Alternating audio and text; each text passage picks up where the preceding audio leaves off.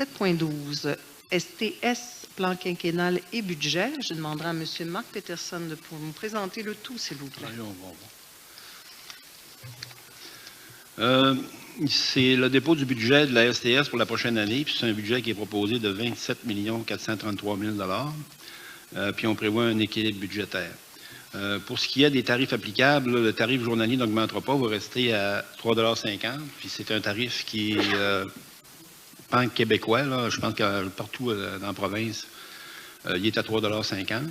Puis on prévoit aucune augmentation de billets du porte-monnaie électronique puis des titres familiaux. Les laissez-passer mensuels vont augmenter, je pense, de 2 $.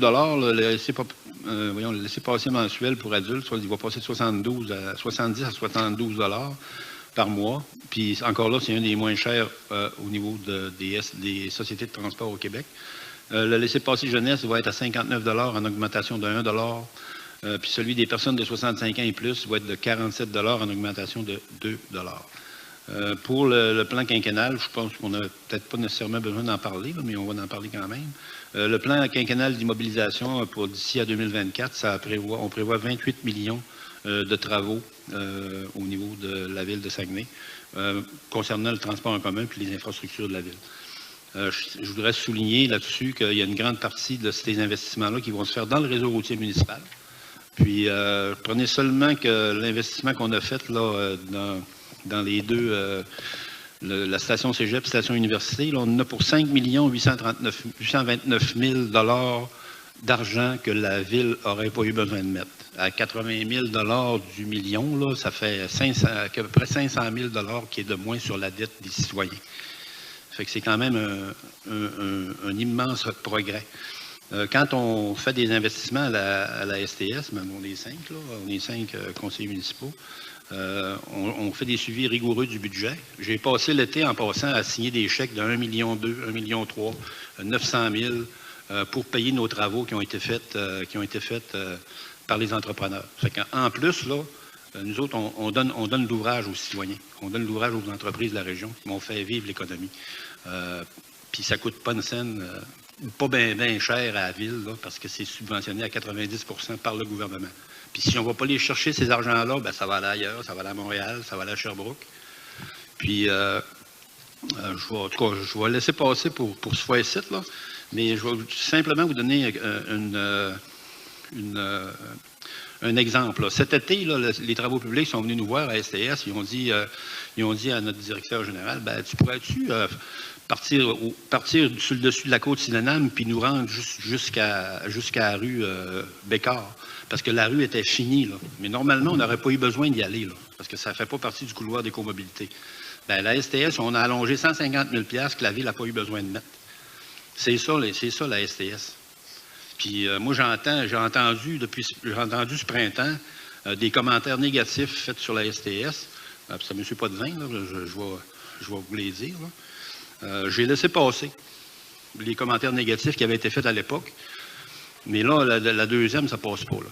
La première chose qui est arrivée au mois de mai cette année, je pense, c'est qu'on était en référendum avec le Cégep pour avoir le même accord qu'on aurait eu avec l'université. Ça nous aurait donné à peu près 100 000 par session, 100 à 125 000 par session pour les cégeps. Mais la sortie de M. Potvin a été faite en plein milieu de la semaine qui est en référendum. Puis on a perdu le référendum de justesse.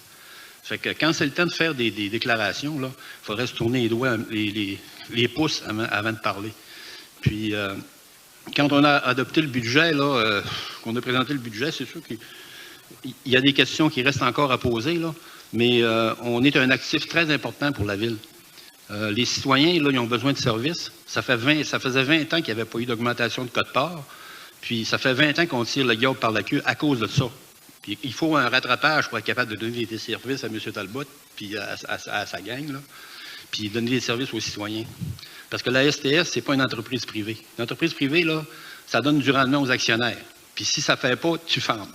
Mais nous autres, on est en entreprise publique, on donne des services aux citoyens. La ville, c'est la même affaire. Quand on me parle de la dette, puis la taxe, puis il faut prendre soin de la dette, là, dans 5 ans à peu près, là, on va peut-être avoir à peu près 3000 personnes qui vont être en demande pour avoir des nouvelles maisons. Fait qu'il faut arrêter d'être morose puis de dire, hey, il faut contrôler la dette tout de suite, il faut serrer à la vis. Il faut faire des investissements. Nous, à la STS, on en fait. Puis on espère que le budget va passer. Puis je ne veux pas vous énumérer toute la liste là, des travaux qu'on a faits. Là. Ça, c'est, regarde, je vais vous donner seulement égout, 217 000. Voirie, 500 000. Éclairage, 279 000. Ça, c'est tout l'argent que la Ville aurait été obligée de mettre. 5 529 000 total au niveau du couloir des comobilités. Puis donnez-nous une chance, parce que le couloir des comobilités, on commence à le faire. Puis dans 3-4 ans, là, il va faire le tour de la ville. Il va s'en aller à Jonquière, il va faire le tour. Mais il faut commencer par quelque part. Là, on va descendre au centre-ville. La prochaine initiative, on va descendre au centre-ville. On va aller faire des investissements au centre-ville. C'est des investissements qui vont être payés à 90 %. Ça, je vous le dis, là, 90 % par le ministère puis par le gouvernement fédéral. Le gouvernement fédéral, ils ont un programme de mobilité durable parce qu'ils veulent qu'il y ait de moins de dépenses. On invite les jeunes aussi qui viennent poser des questions sur GNL là, de nous appuyer là-dessus. Parce que plus on va développer notre transport en commun, moins il va y avoir de gaz à effet de serre. J'espère que la STS, là, on est 5 membres du conseil, on n'est pas des innocents, on sait compter aussi, puis on espère que le budget va passer. Merci. Merci, M. Peterson. Alors, qui propose l'adoption du budget et du PTI de la STS? M. Crevier, appuyé par M. Michel Tremblay. Est-ce que quelqu'un demande le vote? M. Armstrong, vous aviez une question? Oui, courte intervention et je demande le vote après. Je pense qu'on a eu plusieurs rencontres à la Commission des finances, M. Peterson, avec nos collègues autour. On va se retrousser les manches. Il y a beaucoup de pain sur la planche. On ne s'entend pas sur tous les points, mais je pense qu'on va arriver à quelque chose. Puis moi, je vais voter contre le budget et le plan quinquennal d'investissement. Et je ne m'étendrai pas. Là, les raisons, entre autres, sont énumérées au point 4.9, le procès verbal de la Commission des finances qui s'est tenu. Mais j'ai la ferme intention de travailler avec mes collègues, puis qu'on puisse trouver là, la meilleure solution pour nos citoyens et notre budget. Bien, M. Armstrong, on va répondre aux questions, les questions qui ont été adressées à la Commission des finances. On va répondre à ça au courant de la prochaine semaine, ou des 2 prochaines semaines, parce que notre directrice des finances a fait un gros travail, puis elle s'était pris une semaine de vacances. Mais elle est retournée au travail un matin, puis on va essayer de combler toutes les lacunes là, au niveau des petites questions d'ordre clérical. Merci beaucoup. Oui, Mme Dufault. Puis je crois que M. Crevier également avait levé la main. Ou... Après? D'accord. Mme Dufault. Juste une question, puis je fais vraiment confiance à mes collègues alentour de la table, mais si je comprends bien, M. le Président, c'est que le déficit de la STS se doit d'être assumé à 100 % par la Ville. C'est la loi provinciale. Donc, est-ce qu'il y a quelque chose qui est fait en ce sens? Parce qu'à ma connaissance, c'est la seule institution parapublique. Là, même les OMH, c'est 10 % là, que les villes ont assumé de déficit. Mais 100 % d'un déficit, c'est quand même pas rien. Donc, on est un peu quand même... Ben, c'est sûr qu'à STM, c'est le même principe. Là, mais les autres, c'est des... Mais est-ce qu'il y a une volonté quand même, au niveau là, de la Société de transport, de faire changer cette loi-là et de comprendre que... C'est qui? C'est Winston Churchill qui disait « Trust but verify ». C'est comme oui, mais on peut-tu vérifier et s'assurer? Là, ce que je comprends, c'est que même s'il y a des travaux qui ont été faits en infrastructure, là, votre histoire des travaux publics, je n'étais pas au courant. Ça veut dire qu'inévitablement, si le déficit de cette année qu'on a repayé, c'est les travaux des travaux publics, là, vous comprendrez que ça revient quand même pas mal au même. Là. Donc, bien, regarde, prends seulement les passages de piétons. Là. Nous autres, à l'arrondissement de Chicoutimi, on a sur le boulevard Talbot à faire. Là. Puis dans notre PQI, là, ben, on prévoit de partir du stationnement incitatif qu'on a fait jusqu'au centre-ville avec un trottoir plein de largeur, puis demander au gouvernement qu'il nous le paye dans le PQI pour qu'on puisse faire de l'écomobilité sur le trottoir et sur la rue. Ça, c'est encore probablement 1 ou 2 millions qui vont être assumés par la STS, mais payés à 90 % par les gouvernements. Puis, on veut mettre en place aussi des programmes de mobilité durable, des programmes de vélo libre-service. Ça a été très populaire cet été. Là, on s'en vient avec une tarification qui va rendre justice à ça, puis qui va nous mettre ça à zéro. Puis, ce que je vous dis, M. Peterson, c'est que cette année, on a une surprise de 600 000 $, je pense. Bien, regarde, c'est pas vraiment une surprise, là. Ben, c'est une surprise pour le conseil de ville. On ne rentrera pas dans les détails, puis on ne fera pas la commission des finances à soir, là, mais je vais te dire une affaire, c'est que nous autres, comme à STM, comme à la Société de transport de Sherbrooke, comme partout au Québec, on a eu des augmentations au niveau des pièces, des augmentations faramineuses au niveau des pièces. On a des conventions collectives qu'il faut respecter. Puis l'année prochaine, la convention collective, ça ne sera pas moins cher que cette année. Là, ça va être aussi cher. Ça fait que la quote-part, il faut qu'elle reste constante. Là. Après ça, on a d'autres choses aussi, je ne me rappelle plus trop. Là. Le coût de l'essence, ça n'augmentera pas. Mais je vais laisser la parole à Jean-Marc, parce que Jean-Marc a des renseignements intéressants à donner là-dessus. Oui, je pense. Alors, merci, M. Peterson. Puis en passant, je le félicite, là, Jean-Marc, parce que quand on l'a nommé pour représenter les chauffeurs, représenter la STS auprès des personnes handicapées puis du transport adapté, on savait que c'était un bon négociateur, mais puis il en a déjà fait longtemps. Puis il a fait un travail extraordinaire. Merci, M. Peterson. M. Crevier, s'il vous plaît. Il faut donner à César ce qui appartient à César. Non, justement, en parlant du... c'est vrai que c'est un transport qui est collectif. Si on prend le transport adapté, il y a à peu près 200 000 courses par année. À chaque course, la personne qui prend l'autobus de transport adapté, ça lui coûte 3 piastres. À la STS, ça coûte 15 $. On ne peut pas arriver du jour au lendemain et de dire on va se comporter un petit peu comme dans le privé. Tu sais, dans le privé, ça veut dire qu'il faudrait minimalement charger 16 piastres parce que si tu veux faire un petit peu de profit, il n'y a pas personne qui va embarquer. C'est un service qu'on donne. Puis souvent, quand tu regardes un peu et tu essaies d'analyser tes coûts, tu dis tu vas essayer de regarder un petit peu ce qui se passe ailleurs. Puis on nous fournissait juste 3 villes, tu sais, de façon rapide. On parle de Lévis, Sherbrooke puis Saguenay. C'est certain que quand tu fais des comparaisons, il faut que tu compares la même chose. Mais moi, ce que j'aimais dans cette comparaison-là, si on prend Lévis, il y a à peu près 146 183 de population. Sherbrooke, 166 000. Saguenay, 145 000. Si on part de 2016 à aller jusqu'en 2020, bien, tout le monde a monté. Pas juste Saguenay là, qui a monté. Si je prends Lévis, il est parti de 10 000. Puis là, on saute d'année en année, là, 10 000, c'est-à-dire 10 millions, la quote-part de la ville. Après ça, ça a été à 11 millions 8, 10 millions 5. Ça a baissé cette année-là, je ne comprends pas pourquoi. Ils ont remonté à 12 millions, puis encore un autre 500 000 de plus. Si on prend Sherbrooke, ils ont commencé, eux autres, en 2016, comme les autres, de 14, puis ils ont monté de 2 millions dans l'espace de 4 ans. Ils ont fait la même affaire que nous autres. Puis Saguenay, on a parti de 11 millions, puis on a monté à 12 millions 480 000, à peu près 1 million et demi. Pour ça, quand on arrive et qu'on regarde un peu ce qui se passe ailleurs, c'est toujours pareil. Puis le chiffre, moi, qui me frappe le plus, on n'arrête pas de le dire, puis c'est tout de même important, là, puis c'est ce chiffre-là que je veux donner. Lévis, eux autres, la superficie du territoire à desservir pour la STS, chez eux, c'est 498 km. Sherbrooke, c'est 366 km.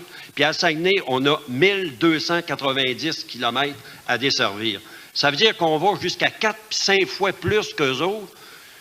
Comment tu peux être capable de donner le même service qu'eux autres au même prix? Puis ce que tu regardes là-dedans, au niveau de la contribution par habitant par ville, bien, à Saguenay, on est à 76. Sherbrooke sont à 89, puis Lévis 69 en 2016. Si tu arrives, tu montes en 2020, je vais sauter tout de suite 4. Lévis, ça lui coûte 86 piastres par contribuable. Sherbrooke, 96, puis Saguenay, 85. On a comme tendance à penser que ça coûte toujours plus cher ici. Ça coûte, en plus de coûter moins cher, on dessert 4 fois plus grand territoire. On ne peut pas faire de miracle. C'est pour ça que je dis les gens qui sont là, qu'il y ait des choses à améliorer au niveau de la STS, c'est certain qu'il y a des affaires à améliorer. Mais de quelle façon? On a beau essayer de regarder de tous bords, de tous côtés, taxi-bus, faire ça différemment, puis d'une fois à l'autre. Puis si on y irait de façon très rapide, qu'on dirait on veut se comporter comme dans le privé, l'affaire qu'il y aurait à faire au niveau de la STS, c'est pas compliqué. Ça serait de donner le service strictement à Chicoutimi, enlever à Jonquière, enlever à Grande-Bay, puis enlever toutes les périphéries. Parce que la seule place que c'est rentable au niveau de la STS, c'est Chicoutimi. Parce que c'est concentré, la population est vraiment concentrée, puis c'est le secteur qui se prend le plus, que le monde embarque plus dans l'autobus. Jonquière, ça n'embarque pas beaucoup, puis ailleurs non plus. C'est pour ça que je dis, tout le monde a un effort là-dedans, puis moi je finis là-dessus. Parce que souvent, tu sais, on pense que tout le monde devrait embarquer dans les autobus. Ben, allez voir alentour des cégeps, vous allez faire le saut. Là, les jeunes arrivent à 16, 17 ans, puis tout le monde arrive avec leur voiture. Puis ceux-là qui utilisent le transport en commun, c'est assez rare qu'il va y avoir 2 puis 3 voitures dans leur entrée chez eux. Puis, je voudrais terminer là-dessus, parce qu'il ne faut pas s'attendre non plus. Là. Oui, M. Peterson, s'il vous plaît, d'être court. Merci. Oui, je vais être précis, mais dans la période de questions, des fois, ça dure 2 heures. Fait quand même qu'on parlerait à 10 minutes de plus, ça, c'est pas bien grave. C'est que... voyons, j'ai perdu mon idée. C'est pas grave, ça revient. Ah oui, on s'est fait souvent reprocher... nous dire hey, les autobus sont vides, on se promène, puis on voit passer les autobus sont vides. C'est normal que les autobus soient vides à 10 h le matin. Les restaurants, là, à 10 h le matin, ils sont vides aussi. Ils sont pleins à 8 h, ils sont pleins à midi, puis ils sont pleins. On est plein le matin, on est plein le midi, puis on est plein le soir. Où est-ce que les citoyens en ont besoin? Puis dans le courant de l'après-midi, quand même que l'autobus se promènerait avec 10 personnes dans l'autobus, puis 15 personnes, là, c'est pas bien grave, ça. On va recommencer le service à 4 heures. Ou dire, on va doubler notre flotte d'autobus, on va aller s'acheter des minibus, puis quand la période de pointe va être passée, ben, pour pas que le service des finances nous dise que hey, les autobus sont vides, ben, on va se prendre un autobus, une minibus. Il y a toujours un bout là, à niaiser avec ces maudits autobus vides-là. Quand ils sont vides à 10 h le matin, là, je le redis encore, là, c'est parce que les gens sont au travail. Puis quand ils sortent du travail pour aller manger ou qu'ils s'en retournent chez eux à 5 h le soir, ben là, l'autobus est plein, puis on est là pour faire le service. M. Peterson, ce que je comprends, c'est que la Commission des finances entend collaborer avec la STS et il y avait des questions posées. Puis ce que j'entends de la part de la STS, c'est que les questions vont être répondues et que le dossier va cheminer au cours de l'année 2020. Je remercie tout le monde de leur collaboration. 7.3. Madame la mairesse. Ah, Oui, donc, Monsieur Armstrong, vous demandez le vote par rapport à l'adoption du budget. Moi, José, Madame la mairesse, je voulais expliquer pourquoi moi, je vais voter contre également. Quand on a eu la rencontre du 18 novembre, qui a été une rencontre très décevante, là, nous autres, on pose, écoute, Marc, on pose des questions, puis la seule réponse qu'on a eue, c'est « je ne sais pas ». Bien là, à un moment donné, il va falloir savoir quelque chose. Oui, les autobus sont vides, mais on voudrait savoir comment ça coûte, exemple, à la Saint-Honoré, comment ça coûte à la Terrière, puis pourquoi les étudiants, on passe dans Portage-Nord avec un autobus du primaire, un autobus du secondaire avec monsieur, comment il s'appelle, en tout cas, Gilbert, puis qu'on la repasse encore la STS pour le transport spécialisé. On leur pose la question, mais on n'a pas la réponse. Quand on pose des questions, on ne demande pas de miracle, là. On demande des réponses. Puis on ne les a pas eues. Quand même que tu crieras à droite et à travers, là, on ne les a pas eus. Puis tant que je ne les aurai pas, je ne voterai pas pour. Bon, moi, je n'ai pas de problème avec ça. Monsieur, mais quand tu es rendu que tu déposes un budget, puis que c'est rendu dans le micromanagement, là, savoir on n'est pas dans le micromanagement. Il y a M. Michel Tremblay qui a demandé le droit de parole. M. Tremblay, s'il vous plaît. Tu votes contre. Merci. Juste que peut-être que vous n'avez peut-être pas eu les chiffres exacts. Moi, ça fait 6 ans que c'est moi qui est là depuis le plus longtemps à STS. Là. Ça fait 6 ans, puis je pense qu'on a eu de l'amélioration, comme M. Peterson a dit, et M. Crevier, des bons commentaires. Il y a eu de l'amélioration beaucoup. Si on est là, ne pensez pas qu'on travaille pour gaspiller de l'argent, là. On travaille pour en sauver aussi. Là. Et quand on a essayé de vous l'expliquer un petit peu, quand on va à la Terrière, on a des contrats avec des écoles. Si on arrête d'y aller, là, on ne perdra pas le contrat juste à la Terrière, on va le perdre à la grandeur de la ville. On essaie de remplir les autobus, mais si là, on se fait matraquer, comme on s'est fait matraquer par la Commission des finances, moi, en 6 ans, je n'avais jamais vu ça, les 4 premières années. Les 2 dernières, j'ai trouvé ça, là, c'était aberrant, même des fonctionnaires, des élus, là. Je pense que, je vais le dire un peu comme M. Peterson, je pense qu'ils nous ont tous pris pour des imbéciles. On travaille, on est là, il n'y a personne qui manque. Les 5 élus qui sont là, on est là à toutes les CA, on travaille, on fait des comités exécutifs, mais on s'est fait, moi je trouve qu'on s'est fait traiter, pas royalement, là, mais si j'étais vraiment dessus, c'est ça votre travail, les commissions des finances, je suis bien content d'être pas dans votre commission. Alors, on va demander le vote. M. Armstrong, vous voulez rajouter, et ensuite, on demande le vote. Je suis extrêmement court. Je pense pas que je vais parler pour moi. Là. Je ne prends pas personne pour des imbéciles. C'est un sujet que je vois qui suscite les passions. Et je pense que l'important, on travaille tous pour le même monde. Donc, il ne faut pas perdre de vue cet objectif-là. On a un contexte qui n'est pas simple. Donc, j'invite tout le monde à travailler ensemble. Et de toute façon, les demandes sont écrites, puis ça va cheminer. Alors, qui est pour l'adoption du budget du PTI? Ah, ça avait déjà été fait. Ça a déjà été fait, ça. Donc, qui est pour l'adoption du budget et du PTI de la STS?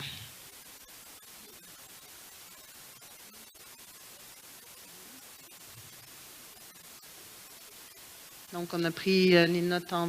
Ça va? En note. Oui, j'étais là aussi. Donc, si je compte, s'il vous plaît, levez votre main. 1, 2, 3, 4, 5, 6, 7, 8. 8 personnes. Donc, qui serait contre? Excusez. 1, 2, 3, 4, 5, 6. Alors, dossier qui va sûrement connaître un cheminement à travers l'année 2020. On est donc rendu au point 7.13.